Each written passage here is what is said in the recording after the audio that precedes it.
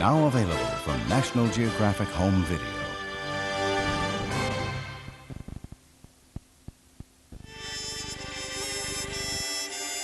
There are over 1,000 species on the endangered list in the United States.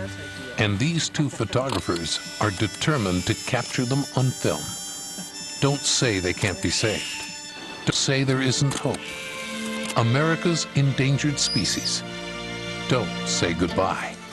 A new film from National Geographic Television. It's been called the most glamorous job in the world, but these photographers of National Geographic magazine also tell another story. Enduring danger and hardship, they travel the globe to bring back these astonishing images. Their stories are as fascinating as the pictures they take. From exotic locations worldwide, these men and women can take a moment and make it last forever. Now, go behind the lens with National Geographic and meet the photographers. And now, our feature presentation.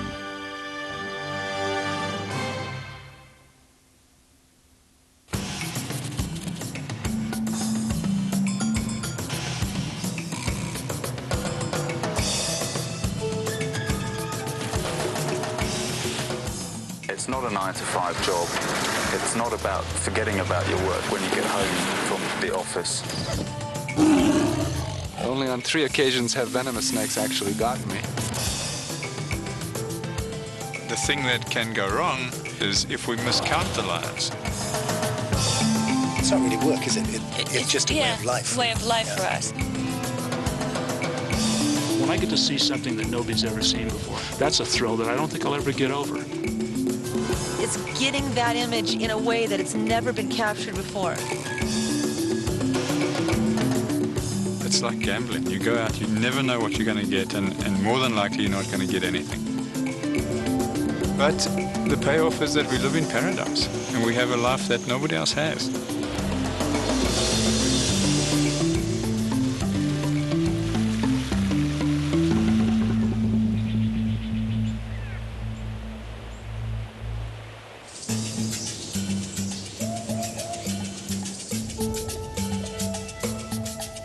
They're images that enchant.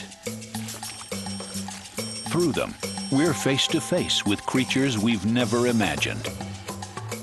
Witnesses to the stark drama of struggles for survival.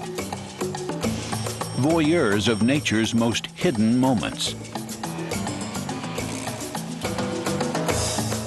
What does it take to capture those images? Who stalked that lion? Confronted that cobra? Swam with that shark? You're about to meet some of the world's most talented filmmakers. On any given day, they're at work on wildlife films for National Geographic. You'll learn what they do, how they do it, and what it takes to bring back unforgettable images.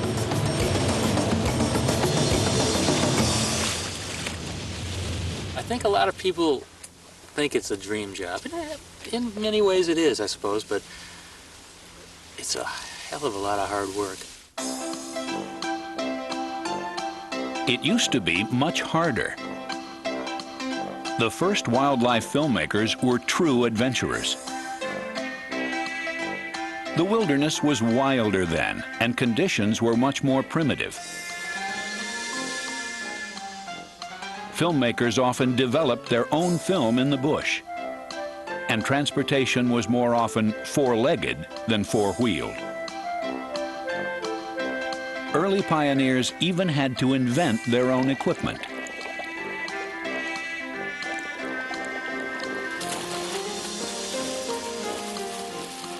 Those intrepid explorers brought back images that were a revelation to the public. People had never seen moving pictures of animals in the wild.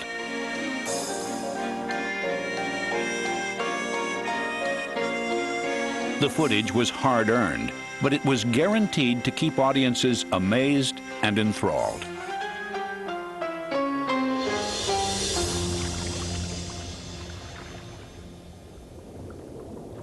Today, dependable cameras, high-tech gear, and all kinds of vehicles make the job easier. But the challenge has gotten tougher. The public sees incredible things on film every day. In fact, they want to see more incredible things. So we in the business are actually pushing the pinnacle of perfection higher and higher and higher. We're competing against ourselves, and we're making it more difficult for ourselves to come out with new things. And when you're doing film work, there's a certain amount of pressure to get the shot. And you tend to do things that push the envelope a little bit. Sometimes you can push a little too hard. For the first test of National Geographic's Critter Cam, the camera was attached to the fin of a shark. But the shark swam off prematurely, and things took a horrific turn. A fisherman tried to help by hooking the shark. He didn't realize that cameraman Nick Kalianis was just 10 feet away. But the shark did.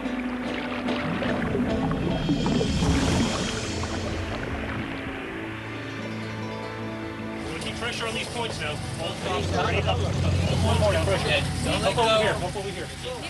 The shark tore open Nick's hand and bit his leg to the bone.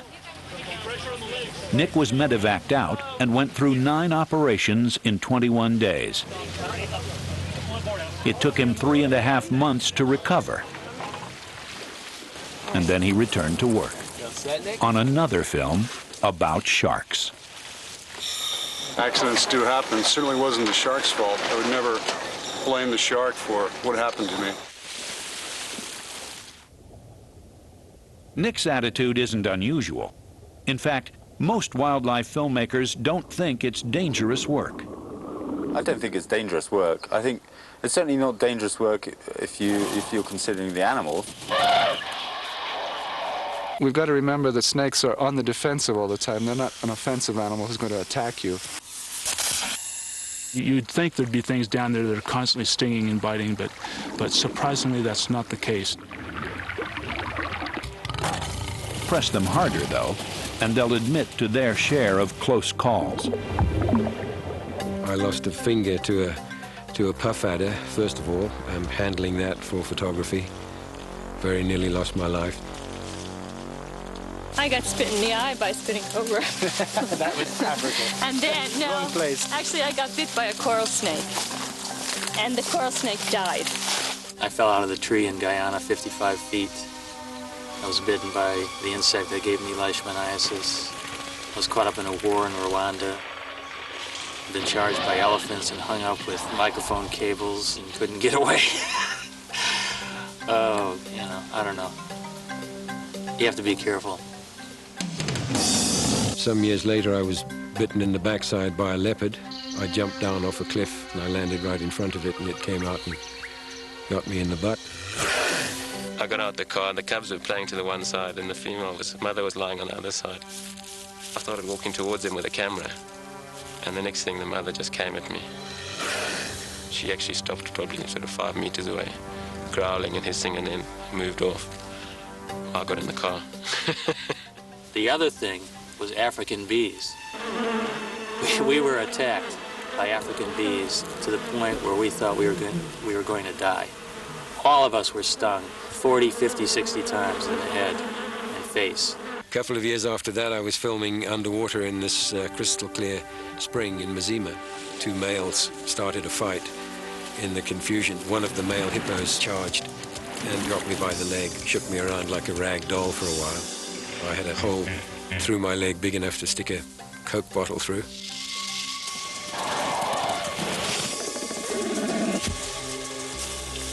But danger doesn't deter the best wildlife filmmakers. They'll go to incredible lengths or heights to get the shot. That's what Neil Rettig is famous for. Here, he's climbing 150 feet up to film the world's most powerful bird of prey, the harpy eagle. It has a wingspan of more than 6 feet and talons the size of bear claws. the harpy will attack any intruder that gets too close to its nest, including a precariously perched cameraman. The first time an eagle flew at me, I was scared to death.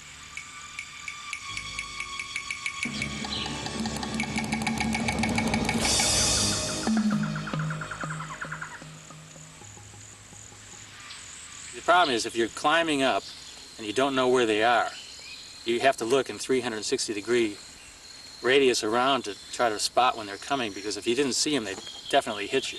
They're incredibly powerful. If you weren't roped in, they could knock you right off the limb.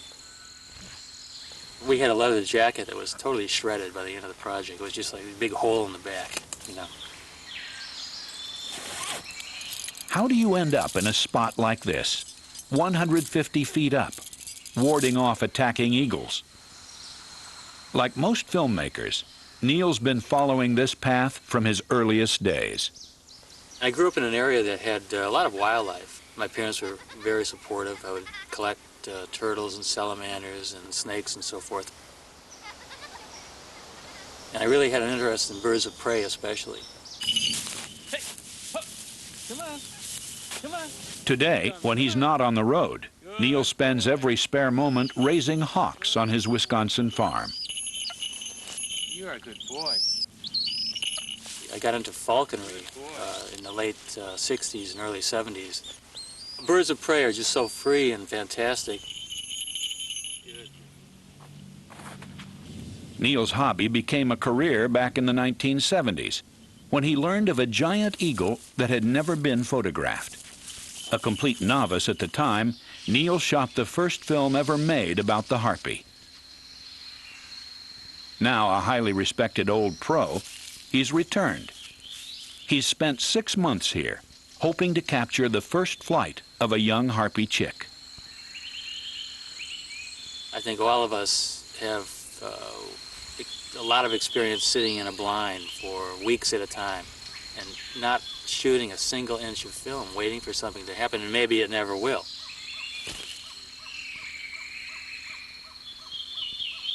The young harpy spent weeks testing its wings and Neil's patience.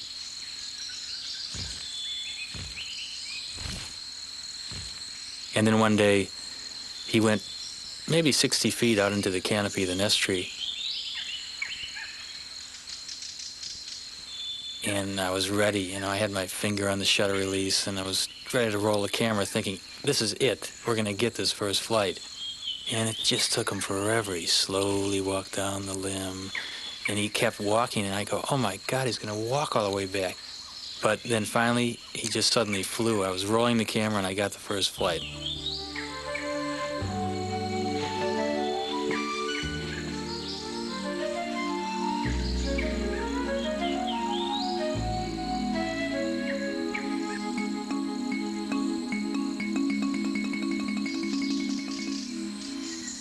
Some unusual skills are required for filming birds of prey. Everybody ready? Did it go over? Yeah, right. Neil uses a crossbow to rig cable for tracking shots through rainforest canopies.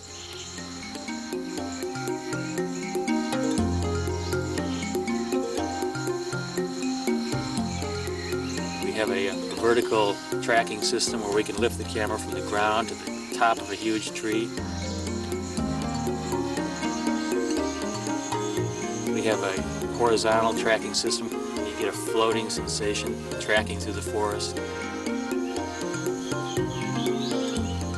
All these things take a lot of time and it's a lot of hard work. Okay, that should be good. Okay, Chris, hold there a second. Neil became known as a man who could film in high places.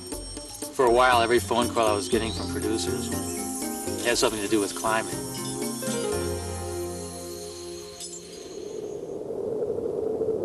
No climbing was required when Neil went to film in the Arctic. A plane put him down on top of remote Prince Leopold Island. But the job did call for someone who wasn't afraid of heights. It was incredibly bleak. I mean, the cliff just falls away, 1,000 feet straight down. The cliffs were bathed in sun the day Neil arrived, but things went downhill after that. We had the worst weather I think I've ever experienced out on the field. I mean, blowing gales and sleet and freezing rain and howling wind. Trapped in their tents by the harsh weather, Neil and his sound man were going stir-crazy, Arctic style. All the eggs have fallen off the cliff. All the eggs have fallen off the cliff. All of them. When the weather did clear, Neil had other problems. He was trying to film a colony of murres, nesting in crumbly stone on the sides of the treacherous cliff.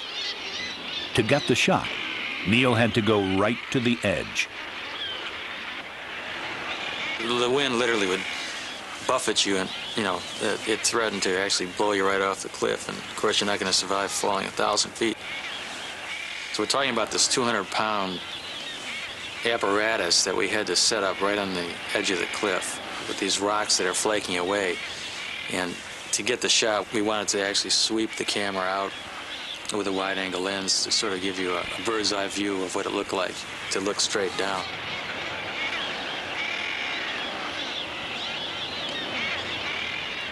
Neil got the shot. And then, a bonus. There were thousands of nest sites spread out along this cliff face. And there was an Arctic fox that used to raid the nests, but he never came to the area where we were filming, which was the ideal spot for filming. One day, the fox came along, and I was just thinking, God, would it be great if he started raiding these nests right in front of the camera? And sure enough, he went in front of the camera, raided the nests maybe 10 times, 10 different nest sites. I mean, it was just like perfect choreography.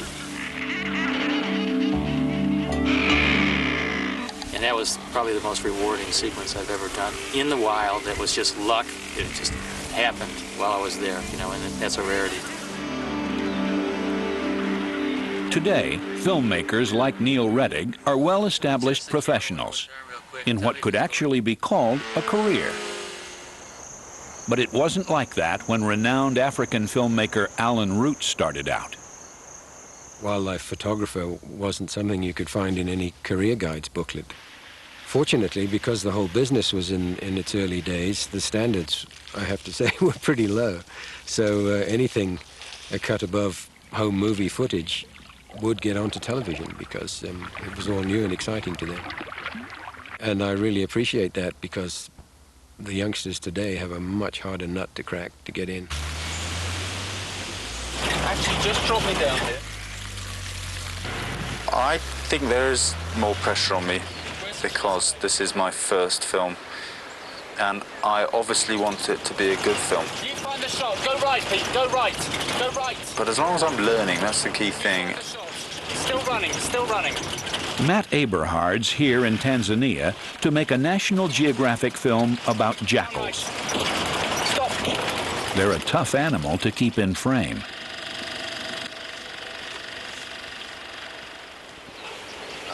Missed it. Despite the frustrations and challenges, for Matt, this is the fulfillment of a dream. It's taken some real doing to get this far. After failing at university, I was really forced to really go for something and do my best. He landed a few menial jobs in film, including work for a British company that made wildlife films.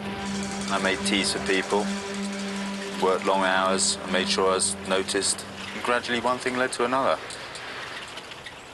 It led to an invitation to come work for a wildlife filmmaker in the Serengeti. Driving out to the Serengeti was, one of the best days of my life. I believe I cried when I saw the Serengeti because I had arrived and it really was the culmination of a good deal of difficult, grinding, boring work. And finally I'm here, doing what I want to do.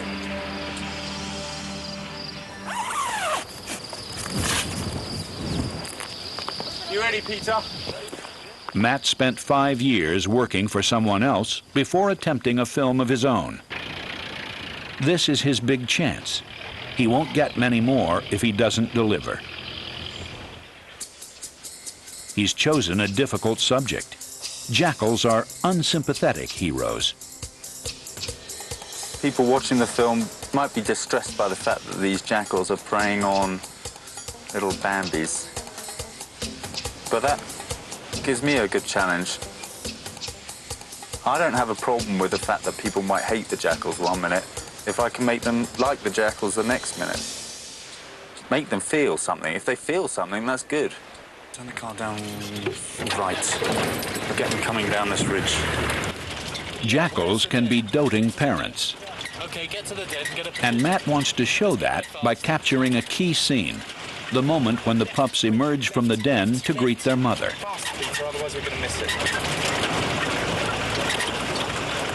Stop.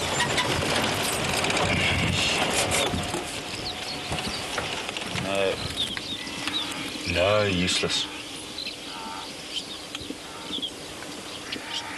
Matt's too late. Half a scene won't do. Oh, I missed the beginning. I should have been here earlier because I knew exactly where she was going. Every day brings a frustration, but you just have to continue on and eventually it all works out. Isn't that right, Pete? Yeah, sure. Maybe tomorrow, day after, you might get it again. Absolutely, absolutely.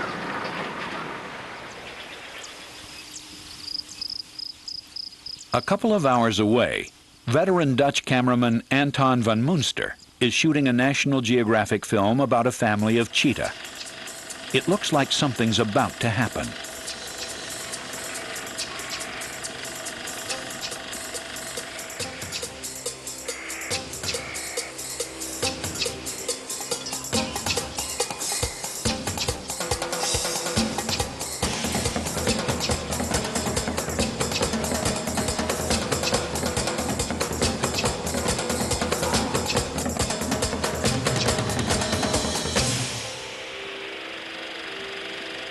Less than 15 seconds from beginning to end, and the cheetah never went out of frame.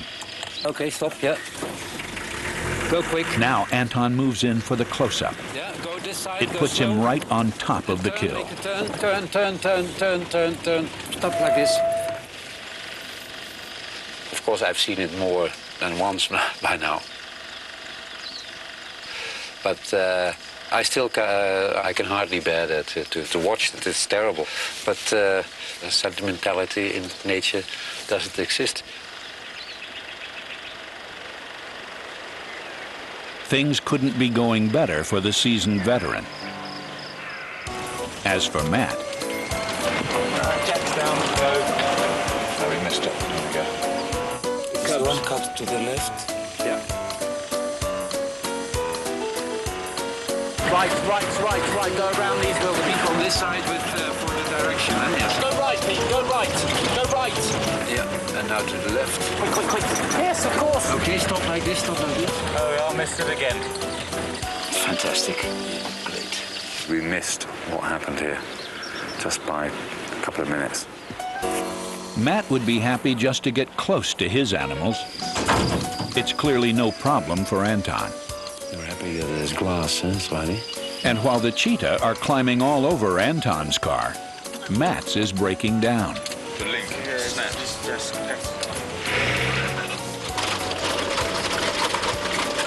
Silly people, if my luck doesn't change soon, I'm going to blow a gasket here.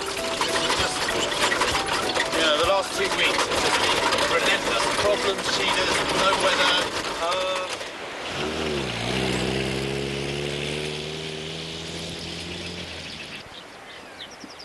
But good wildlife filmmakers are persistent. Once again, Matt waits at the den, hoping to catch the pups emerging to greet their mother.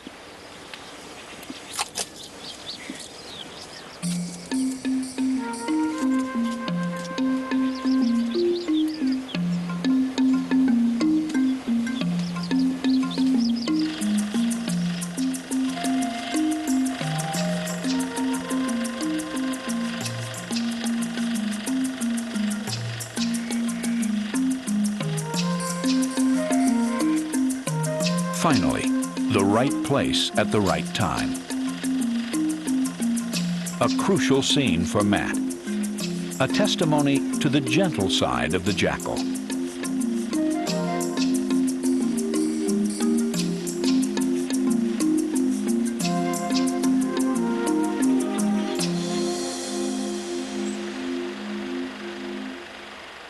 Capturing key moments is a challenge for all wildlife filmmakers.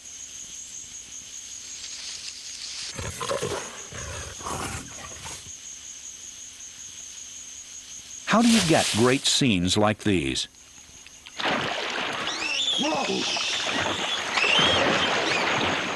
What does it take to be a good wildlife filmmaker?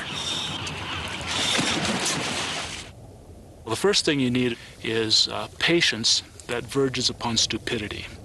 Because you're down there and typically you're cold and uncomfortable, and you have to be sort of mentally marginal to stay there for hours on end. To me, the challenge is the most important thing.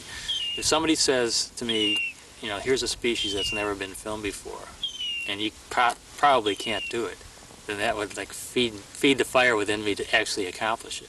Good wildlife filmmakers are primarily naturalists, and their interest in wildlife filmmaking stems from their interest in animals.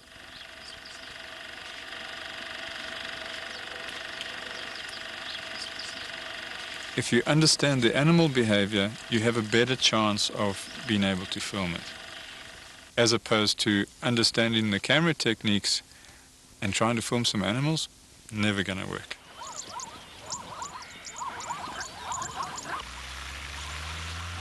Derek and Beverly Joubert have spent a lifetime in close contact with the animals they film, and they've learned every trick of the trade. We almost try and become part of them so that we know exactly what they're doing and what they wouldn't want us to do.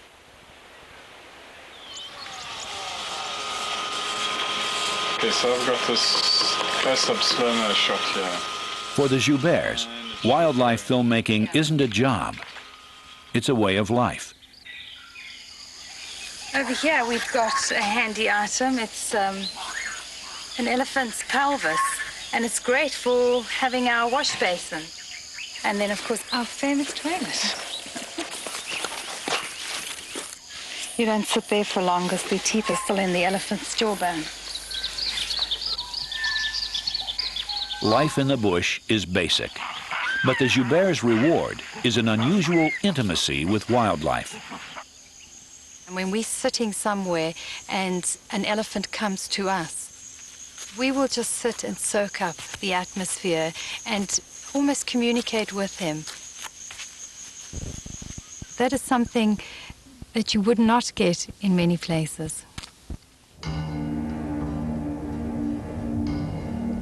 Such moments are unforgettable, like Howard Hall's extraordinary encounter with a Patagonian right whale. It was a remarkable experience because after we'd been with the animals a few days, one of them actually became curious and wanted to play with us. And it was amazing. We found that the whale would come right down to me, come right down and sit on the bottom next to me and lean over toward me so that I would scratch his eyebrow. And he'd love for us to scratch him. And we're talking a huge animal. We're talking this gigantic behemoth of an animal coming down, settling only a few feet away with his eyeball only 18 inches from you. And then you just reach out and scratch his eye and you watch him looking at you while you do that. And now you may think, you look into the eye of a whale, you're not going to see any characterization or emotion there, but you can.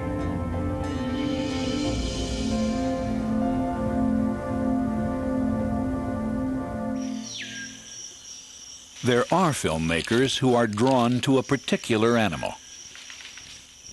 We found bats to be particularly fascinating subjects.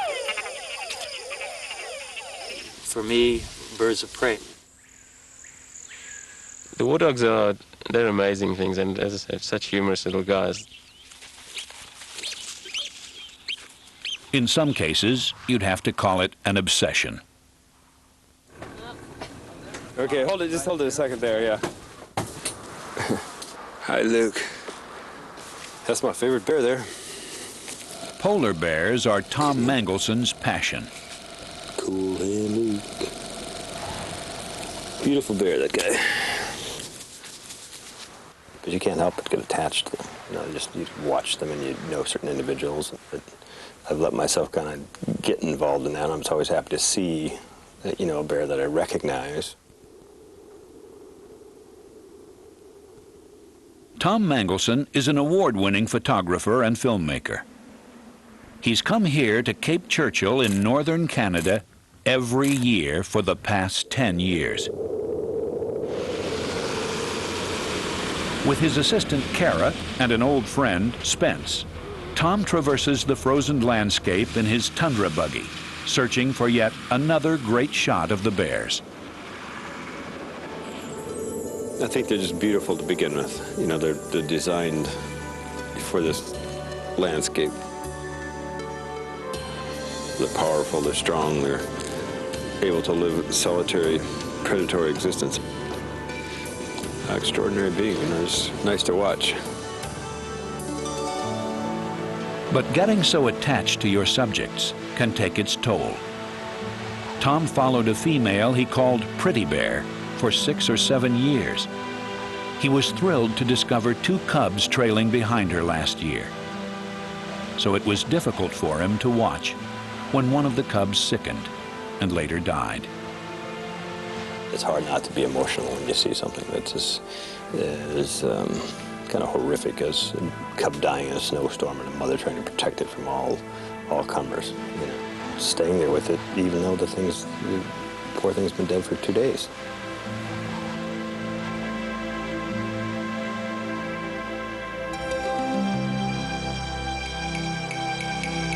Tom's emotional connection to the bears leads us to see them in a different light. The pictures I probably enjoy most are ones that are hopefully more aesthetic and soft and more painterly, maybe.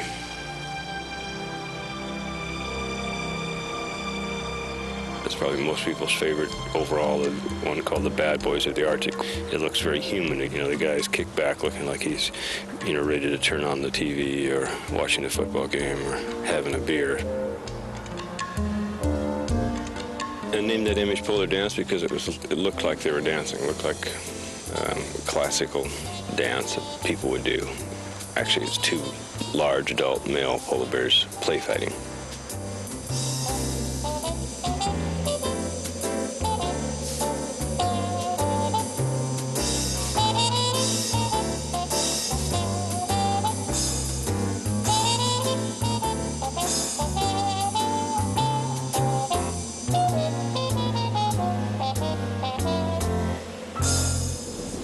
You guys, this could be so cool.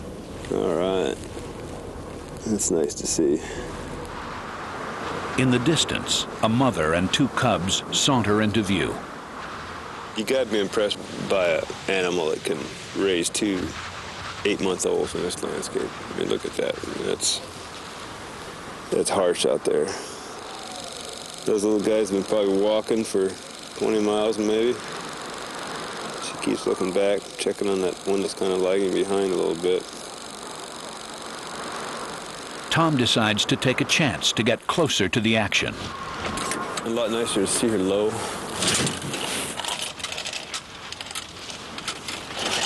It's risky going down on the ground, but the mother bear seems a safe distance away. She's not going to leave the cubs to get us.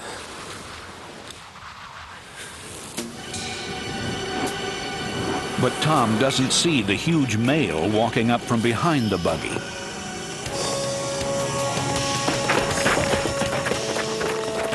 He and Kara race up the steps.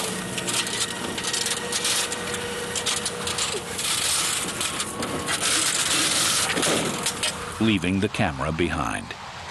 Hey, that's a little excitement for a change, huh? That was too close. Good thing Spencer saw him, huh? Let's see how they can just come out of nowhere. It's too bad your camera's down there because it's a great scene with Oh, it's a wonderful scene, yeah. That's one of the shots I've been trying to get for the last 5 or 6 years. And I don't know if we'll get another chance at it or not. And there was our first mother and cubs. Ah! Jeez. I can't believe it. In this business, things don't always go right. But there's something you've got to get. You've got to get that bit of behavior. This is absolutely vital for the film. And you just go through hell sometimes to get it. It's very bitter cold. Wind chills of minus 100 Fahrenheit. You can freeze your flesh in 5 or 6 seconds. It's so incredibly hot. It's 115 degrees Fahrenheit, and it's just muggy. And of course, you know, days without having proper showers and baths and things like that. You're often out on small boats when conditions are rough. You occasionally get to review what you had for breakfast, which is pretty unpleasant. Millions and billions of mosquitoes and black flies and no-see-ums and every little kind of bug you can imagine getting in your eyes and your nose and your ears and your throat. You're up to here in muck, going through just a disgusting stench of water. Neil will turn back and look at me and I said, isn't this a glamorous business? We've had film assistants that have come out to us and paid us to let them go. The problems just go on and on and on. And it's amazing how many good films get turned out every year. When you really want to do something bad, it's amazing what you can put up with.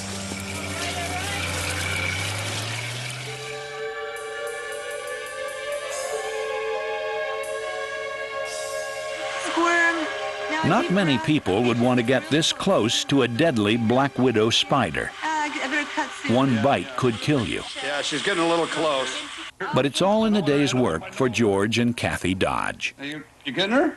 Where'd she go? We come in close contact with venomous animals of all kinds. That doesn't necessarily concern us. I mean, the point is getting the shot. For the National Geographic film Bite of the Black Widow, George and Kathy decided to get more personally involved than usual. All that they really asked us to do was film a black widow underneath a blanket. We thought, well, let's put the person under there and add a little movement.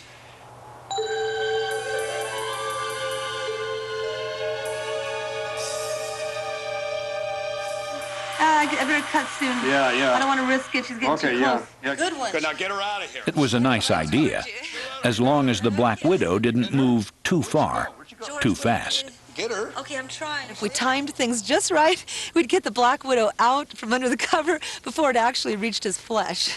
Okay, wait,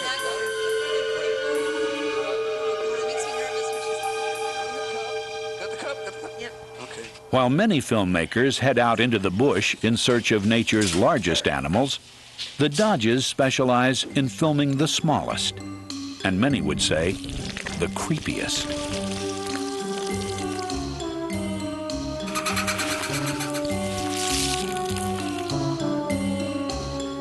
You can only see elephants and lions and zebras and wolves and bears for so long. I mean, there are only certain limited species of each one of these animals. But insects, beetles, wasps, bees, flies, I mean, they're countless. They're countless. We could never run out of subjects. But if you think it's hard figuring out what an elephant or a lion is about to do, try insects. Like a black widow spider is going to lay eggs. Well, she isn't going to tell us. We don't speak black widow. So she isn't going to tell us, oh, I'm going to be laying these eggs at exactly 1 o'clock tonight. They seem to do well. We had 12 black widow females, and they were all gravid, ready to lay eggs, all in separate cages, all ready to be put on the set. One of us will go to bed, and the other one will stay up and watch the black widow for 3 hours, and then we shift back and forth like that. George! Oh, she's really doing it, huh? The least bit of interference would cause her to abandon the whole process. Just a light going on or any sudden shock to the container would throw off the whole scene. Even when the Black Widows performed on cue, other problems invariably cropped up. Okay, roll camera. She's starting. Even though we had 2 cameras, this animal's got 8 legs. Several times we would get egg laying, but not a good shot because 1 or 2 of her darn legs would be in the way. And then the mating of the male and the female. Now you're dealing with 16 legs in the way. How do you get a clear, decent shot of the male mating with a female where you can see what's happening? It wasn't easy. It wasn't easy at all.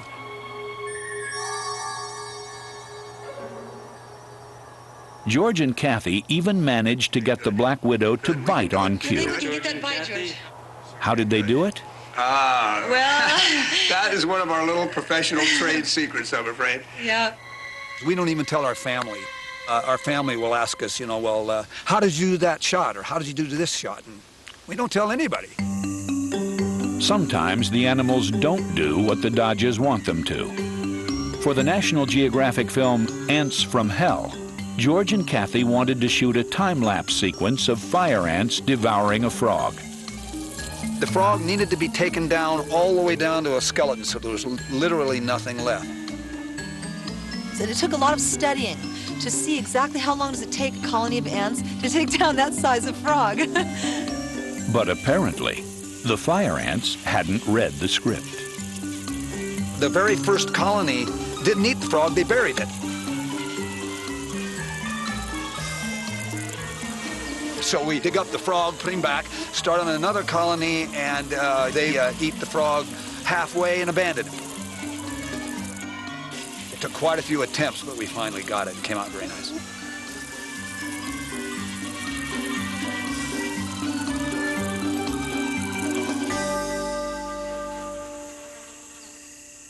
George and I are challenge ourselves to go after those images which haven't been captured before. I mean, to whatever degree that takes us, extreme macro or telephoto, it's getting that image in a way that it's never been captured before. My particular favorite shot that we've ever done is the harvestman, the close-up of the harvestman eating the aphids.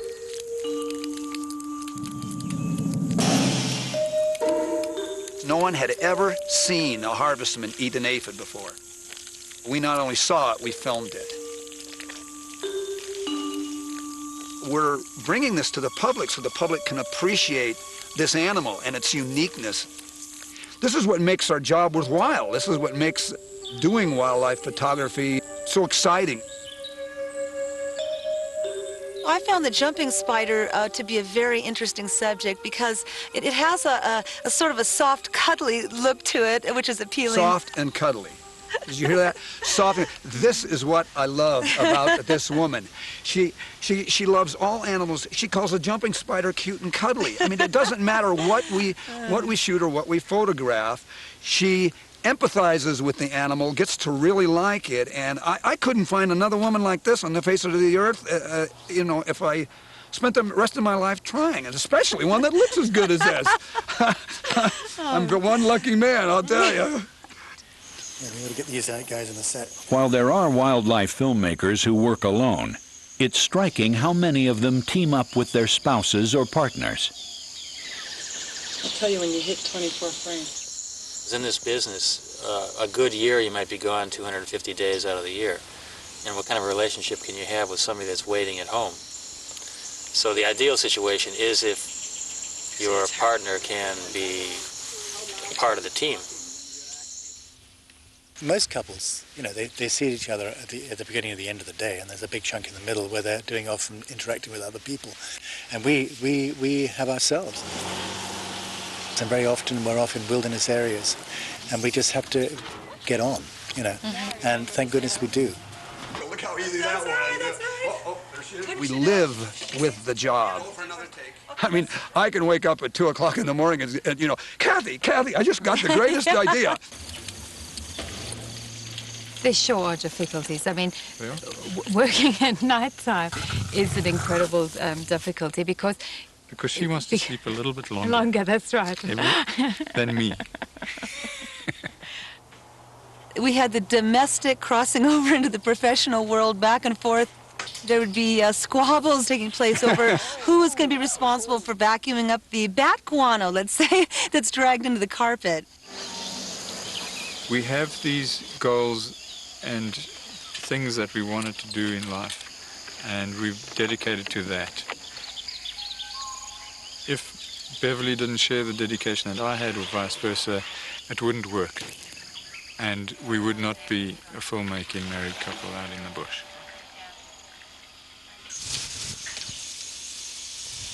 So what do we do? Are we going to do end takes? First, let him do this, and then we'll do a front take, and then we'll ask him questions. One such couple is Richard and Carol Foster.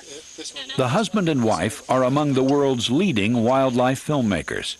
They make a perfect team. Okay, you ready, Carol? Yep, rolling. Richard's the cameraman, while Carol does sound, still photography, and research. Back there. Oh, they're so cute. They have tiny noses. We're both naturalists, and we both think in the same way. Get ready, Carol. Even though we do separate things, then we come together when it's a film. Carol and I complement each other very well. We're actually both very different kinds of people. I'm much more laid back. Carol revs much higher than I do. I tend to get a bit mentally lazy sometimes, and she gives me a quick kick, when that happens, and I try and calm her down when she gets too hyper, So we have a pretty good effect on each other, actually. Yeah. It works well. He's clean his mouth part. We couldn't make these films as individuals. We really couldn't. It's too wide a breadth of stuff to get done. And we both have respect for each other and what we do.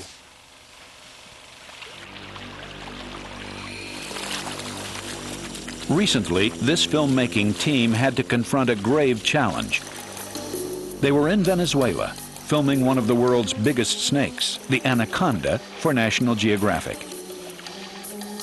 At first, it seemed like the danger would be in getting the shot. They were following a researcher whose favorite method of finding the snakes was to feel for them underwater with his bare feet.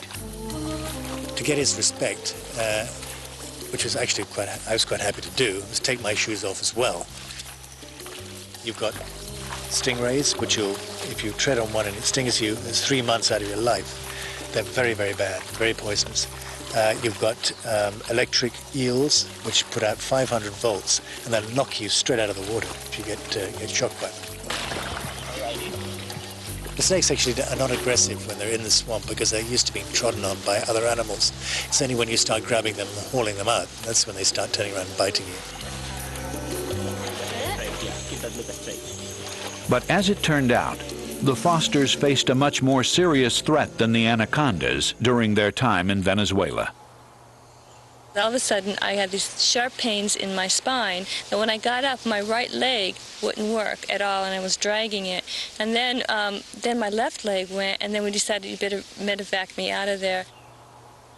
The mysterious illness puzzled doctors. Only one thing was certain.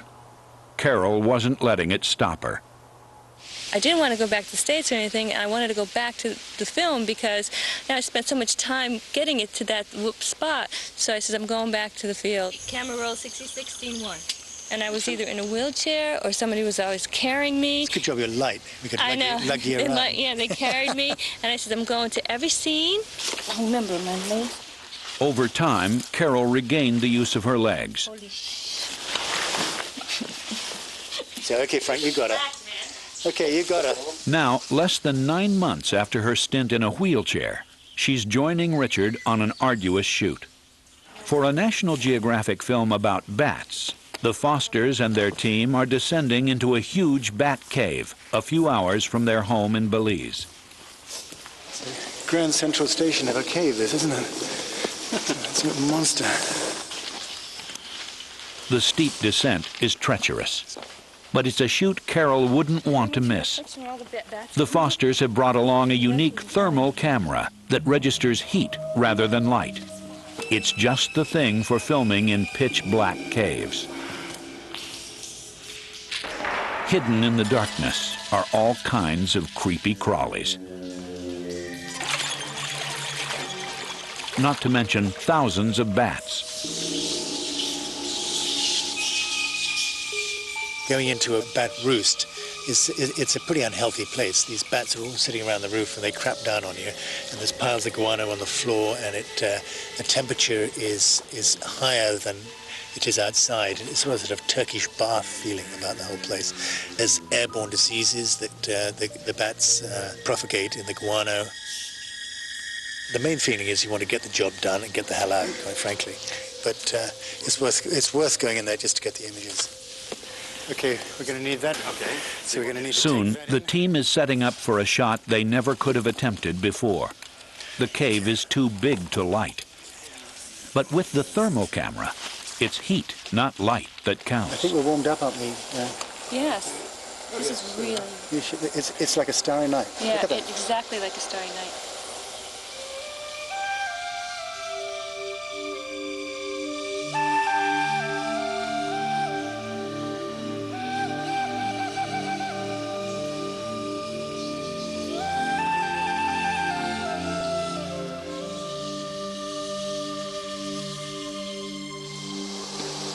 You want more detail in the stalactites, or you just want them darker?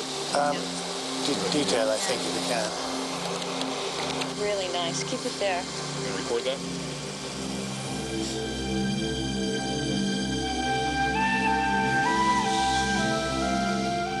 The images are everything Richard and Carol had hoped for.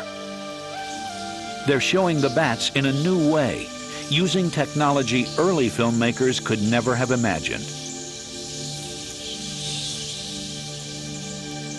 But for this husband and wife team, being able to capture this scene together is a personal triumph as well. For recently, Carol's mysterious illness was finally diagnosed as multiple sclerosis. Now I hope I'm going into remission. And then I was still able to go into some caves and work on the bat film.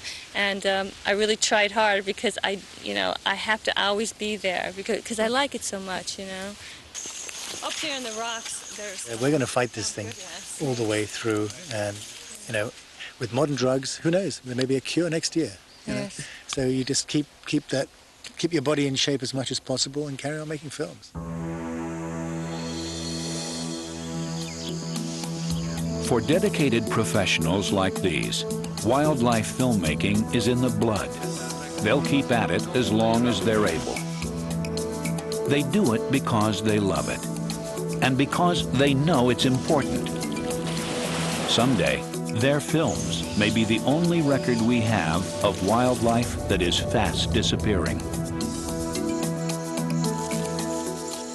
The fact of the matter is the cameramen and the film crews need to be out there because tomorrow it's not going to be there. See, 25 hammerhead sharks go by, you're bound to be impressed, but 15 years ago it would have been 500 hammerhead sharks. As a cameraman, I have an opportunity to make a difference. People see these wonderful animals and they don't want them to disappear.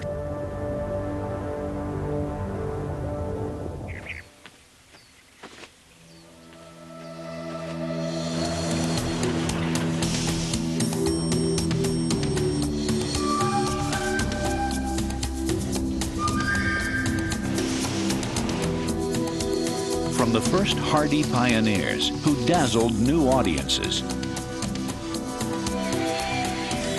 to the conservation-minded professionals of today, wildlife filmmakers are adventurers, driven to bring back images that hold us spellbound.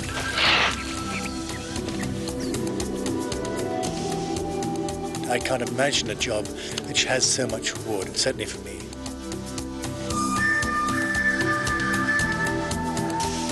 We have fun every single day of our lives. I think that there is nothing else that I would rather be doing right now on this earth.